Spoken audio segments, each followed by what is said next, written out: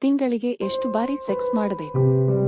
ಪಾಲುದಾರರನ್ನು ಹೊಂದಿರುವವರಿಗೆ ಹೋಲಿಸಿದರೆ ವಿವಾಹಿತರು ಹೆಚ್ಚು ದಿನ ಲೈಂಗಿಕತೆಯನ್ನು ಹೊಂದಿರುತ್ತಾರೆ ಎಂದು ಡೇಟಾ ತೋರಿಸುತ್ತದೆ.